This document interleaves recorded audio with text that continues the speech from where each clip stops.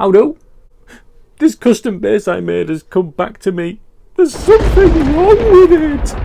If you're a long-term watcher of the channel, you may remember this bass in a series that was done a year, 18 months ago, something like that. If you haven't seen it, or you want to watch it again because it's brilliant, I'll put the link in the description for the entire playlist. But it has a problem. What is that problem? Well, I'll tell you that in a minute. So what is this bass? Well, it's an extremely custom, everything in the kitchen sink job with very specific aspects to it.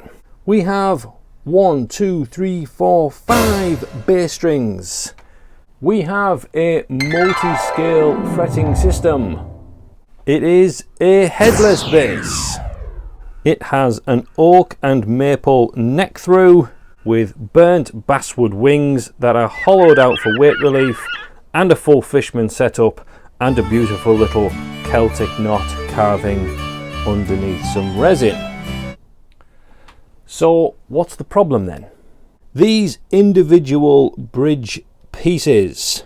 So because we wanted to avoid putting a block in the headstock to clamp the strings onto, we actually wanted to use the string ends on the back to make it look a bit cool and a bit neat, and still have this slight flaring at the top, so that you're actually able to hang this headless guitar off all those little guitar hanging things.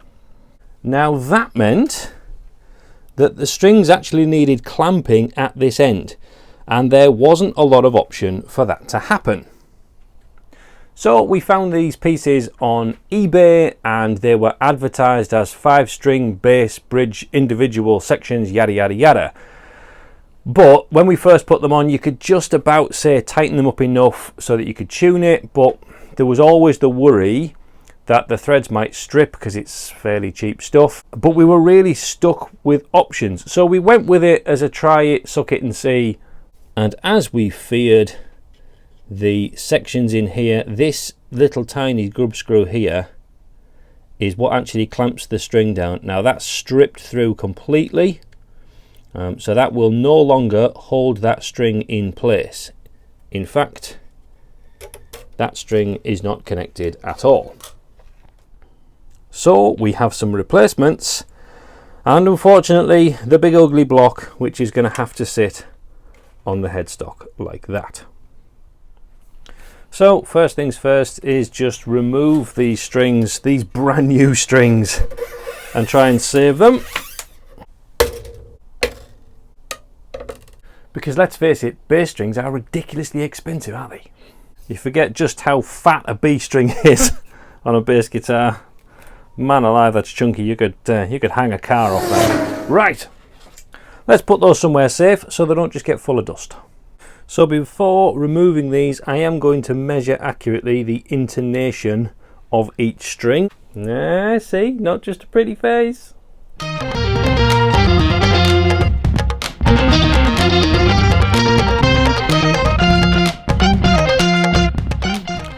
So with measurements taken down, we can now remove them, and I'll show you the other problem with this.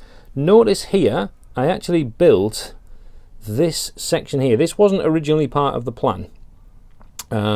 We found that once the strings got under tension, and then you start playing them, especially if you're going to start slapping stuff, it would actually pull, because that's the only screw that holds these down to the guitar. So as you play, it would pull the whole thing this way, instantly knocking everything out of tune. So I created this cradle and put some temporary screws in here as a way of making sure that you can set the intonation and it absolutely wouldn't move. Not the best setup, certainly not the prettiest setup, but it did the job for now. But hopefully we can now completely get rid of that and replace it with something much more better.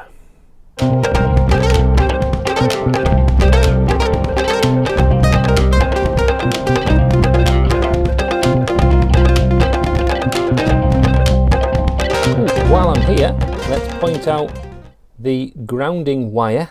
A lot of people were asking, how do you ground all of the strings when they're separate pieces? Well, with that one grounding wire, that would shoot up the string to the 0 fret at the top. So this would connect all the strings, so every string would be connected and would be completely ground from that one wire at the bottom. Let's remove that and see what we can fit the new ones in. These are quite substantially larger than those. And if you're interested, these are Geica. I'll leave a link in the description if you want to have a look at them. Okay, so is there anything I need to do before just screwing these on? Well, unfortunately, yes. So they are butt up to that section, and with doing that you can see that there's a screw hole at the front, but there's also one at the back that isn't quite on that lip. So it just needs to go a couple of mil further in that way. So this little cutout section that we've got here, I'm just going to take that a little bit further in.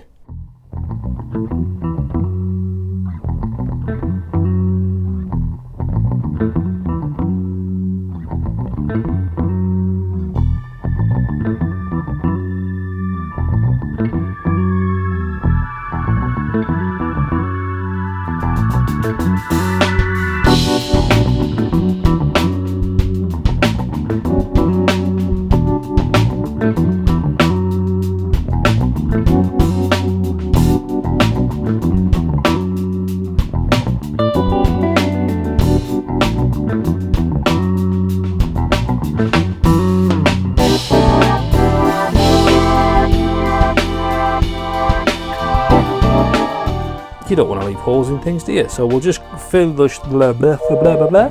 So we'll just fill those holes now.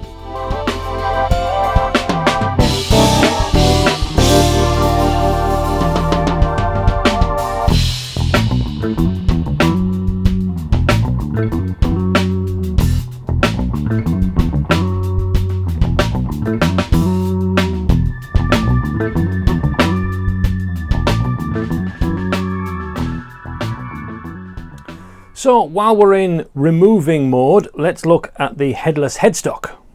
So again, you can see we've got small holes where the strings went through. They will need filling, but will be covered by the clamping block. And on the back, we have these ferrules. Now, I'm pretty sure we are not going to get these ferrules out. I can't punch them out from the front face, because I purposefully made these holes fractionally smaller than the internal diameter, so that the strings didn't catch when you were poking them through. But that does mean you can't put anything in the hole to knock the ferrule out the back. I certainly don't have a tool that's going to be able to get in there, pull it and get those things out without just destroying the back of this headstock. So what am I going to do? Well, very sheepishly get one of these out.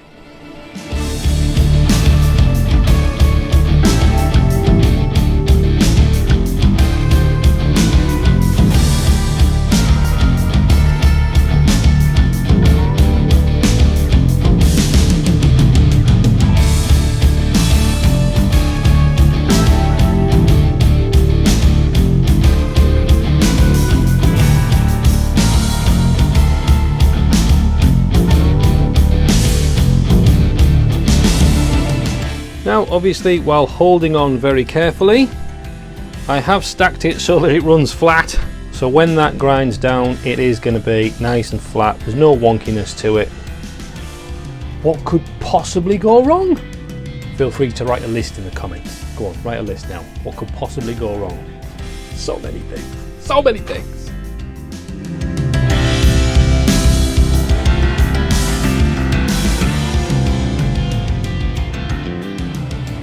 One flattened back of headstock, one chunk of oak veneer, glue one on top of the other, put something big and flat to clamp it down, because oak veneers especially like to ripple when they get wet. So it wants a really good clamp with something very, very flat, and stick a sheet of plastic in between your veneer and your clamping caul, as we'll call it, so that that doesn't stick to that when the wood glue sleeps out. Again, full of top tips, full of them.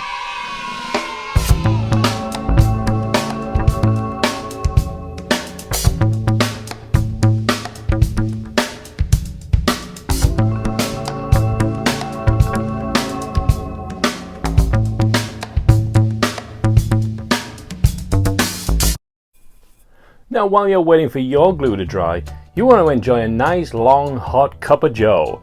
And what better way to do it than the new KBC travel mug supporting the upcoming worship series. Perfect for taking on those long music setup sessions. This will keep your large drink hot for a long time. Available in store now. That's in these things down here, the description bit. Yeah, no, click the more button under the where it's got the right. Click the more, drops down. All the blue stuff, they're all links. Click all of them, but the one next to the merch will get you to this. Yeah, but not now. Do it at the end. Watch the rest of the video first. That's it. Yeah, and that one with them, and you'll get one of them. Grab a t-shirt while you're there. Yeah, awesome. And once the coffee has been consumed and the glue has set,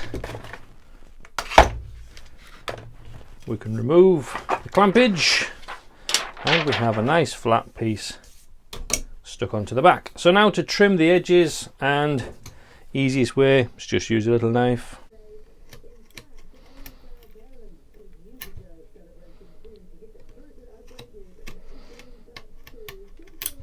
Now once you've then cut off the excess sections, you can just take a half round file and just carefully remove it right up to the bone, even putting in that little 45-degree chamfer on the top just to really kind of add that touch of class.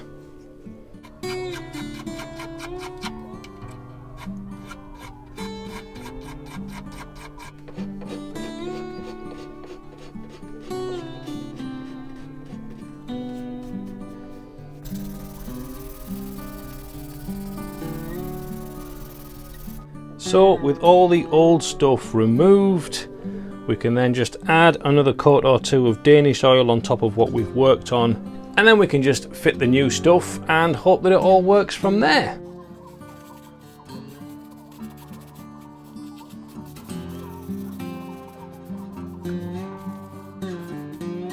Time for another coffee.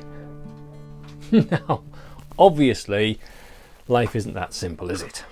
So the string angle coming from the nut down into the hole is pretty massive. So that needs to go on a little plate to lift it up. Lucky for me, I have a beautiful piece of oak that we can make that out of.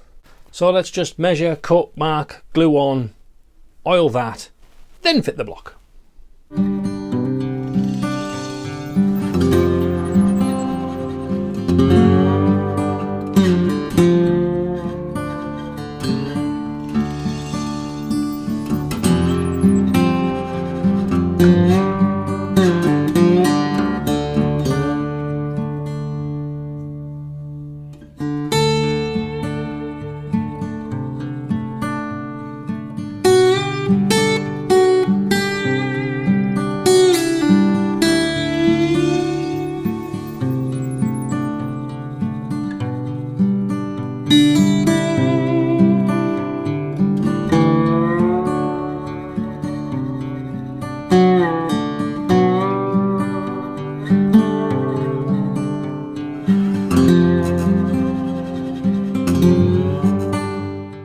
And while that's gluing, let's get these fitted.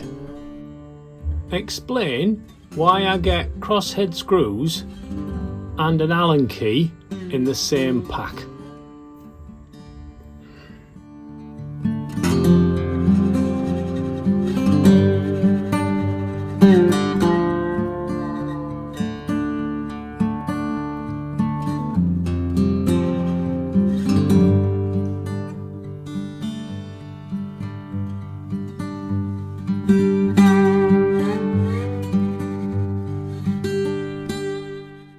Oof, well, they look a bit tasty, don't they? Look at them. Massive! Just to suit the rest of it. And always wax your screws. Well, with everything shaped, sanded, oiled, we can now put the block on and get some strings back on it.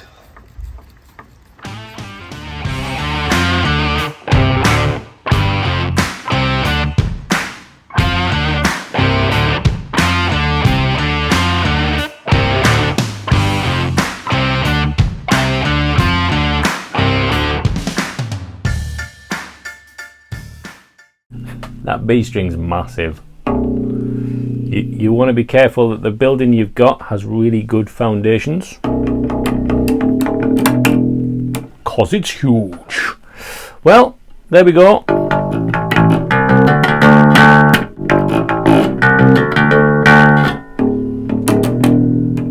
Bridges replaced, headstock sorted, and a bass that works, that you can give it a slap and it's going to stay in tune. Make sure you subscribe to the channel because there's lots of worship guitars coming, very custom made, that I'm doing as a full series. There's about 10 of them, I think. But if you want to order one, if you've got a guitar in your head you simply can't find in the shop, get in touch and see if we can make you one. In the meantime, click all the links in the description and go and buy that merch, and I'll see you soon. God bless.